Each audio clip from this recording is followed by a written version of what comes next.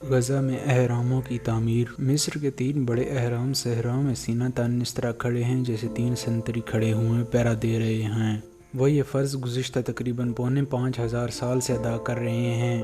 لگتا ہے یہ تینوں وقت کو شکست دینے کی کوشش میں ہیں، جیسا کہ اتنے طویل عرصے کے بعد بھی وقت ان کا کچھ نہ بگاڑ سکا۔ یہ تینوں آج بھی اسی مضبوطی سے اپنی جگہ پر جمے ہوئے ہیں جیسے اپنی تعمیر کے وقت تھے۔ ان تینوں میں سے جو اہرام سب سے بڑا ہے، اس میں فرعون خوفو کی ممی محفوظ ہے۔ خوفو کو یونانی زبان میں کیوپس کے نام سے یاد کیا جاتا ہے۔ یہ عظیم اہرام قدیم دنیا کے ان 7 عجائبات میں سے بقیہ ایک عجوبہ ہے جن میں سے 6 وقت کی دستبرد سے محفوظ نہ رہ سکے۔ یہ عظیم اہرام چونے کے پتھر اور گرینائٹ کے بلاکوں سے تعمیر کیا گیا ہے۔ اس کی تعمیر میں کم از کم 20 لاکھ پتھر کے بلاک استعمال ہوئے ہیں، جن میں سے کچھ کا وزن 15 ٹن سے بھی زیادہ ہے۔ اپنی بنیاد سے یہ حرم تقریباً 147 میٹر یا 480 فٹ بلند ہے۔ اگر ہم غور کریں تو یہ بات بڑی حیران کن معلوم ہوگی کہ اتنے قدیم زمانے میں اس قدر بلندی پر پتھر کے 15 ٹن وزنی بلاک کیسے پہنچائے جاتے تھے۔ یہ اہرام فرعونہ مصر کی تاریخ کے قدیم بادشاہت والے دور میں سے چوتھے خاندان کے فرعونہ نے تعمیر کروائے تھے۔ قدیم بادشاہت کا زمانہ شان و شوکت کی 5 صدیوں تک وسیع ہے۔ اس زمانے کے مصر میں زندگی کے ہر گوشے میں ترقی ہوئی۔ مجسمہ سازی اس کمال کو پہنچی کہ بعد کے زمانے اس کی مثال پیش کرنے سے قاصر رہ گئے۔ اہرام بھی اس زمانے میں فن تعمیر کے لحاظ سے انتہا کو پہنچے۔ چوتھے خاندان کے دوسرے حکمران خوفو نے جب 2675 قبل مسیح میں اپنے عظیم حرم کی تعمیر کا آغاز کیا تو اس کام پر 1 لاکھ سے زائد مزدور اور کاریگر لگائے۔ ایک مورخ نے لکھا ہے کہ 1 لاکھ مزدوروں کا ایک گروپ 3 ماہ کے لیے کام کرتا تھا۔ ہر 3 ماہ کے بعد یہ گروپ بدل جاتا۔ یوں دارالحکومت سے حرم تک جانے والی شاہراہ کی تعمیر پر 10 سال کا عرصہ لگا۔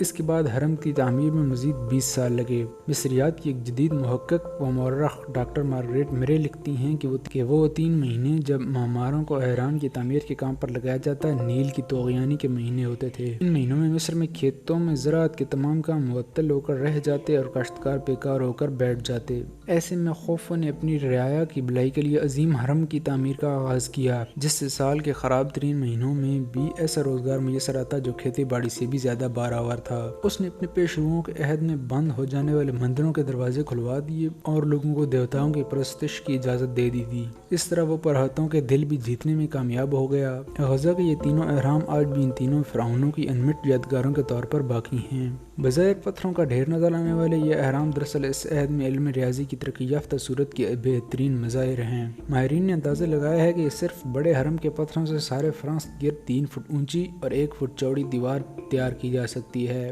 صرف اس بات سے آپ کو قدیم مصری قوم کی محنت اور عظمت کا اندازہ بخوبی ہو سکتا ہے۔ کیوپس کا حرم مکمل طور پر مخروطی شکل کا مثلث نما 4 پہلو مینار ہے۔ اس کی کسی سمت میں بھی دروازہ نہیں رکھا گیا۔ خیال کیا جاتا ہے کہ اس بڑے اہرام میں 5 کروڑ مکعب فٹ پتھر لگا ہے۔ 820 عیسوی تک اس اہرام کی اندرونی کیفیت کسی کو بھی معلوم نہ تھی۔ اس سال خلیفہ مامون الرشید نے مہینوں کی محنت اور بڑا کثیر سرمایہ صرف کر کے اس کو شمال کی سمت سے کھلوایا۔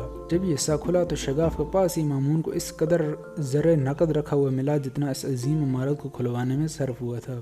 کہتے ہیں کہ شاید اہرام تعمیر کرنے والے منجموں نے اپنے علم نجوم سے ہزاروں برس پہلے ہی یہ بات معلوم کر لی تھی کہ اسے فلاں سن میں فلاں بادشاہ کھلوائے گا اور اس کا سمت اور اس کا کس قدر زر اس کام پر صرف ہوگا۔ شاید انہیں وہ سمت بھی معلوم تھی جس سمت سے اس اہرام کو کھولا جانا تھا، اسی وجہ سے انہوں نے پہلے ہی وہ مختانہ رکھ دیا تھا۔ ایسی ایک روایت علامہ شبلی نعمانی نے اپنے سفر نامے میں رقم کی تھی کہ 593 ہجری میں سلطان صلاح الدین ایوبی کے بیٹے ملک العزیز نے بعض ناقبت اندیشوں کے مشورے پر اس اہرام کو مسمار کرنا چاہا، مگر لاکھوں روپے کے زیاں کے بعد بھی اسے صرف اوپری سطح کو نقصان پہنچ سکا۔ مجبوراً اسے کام بند کرنا پڑا۔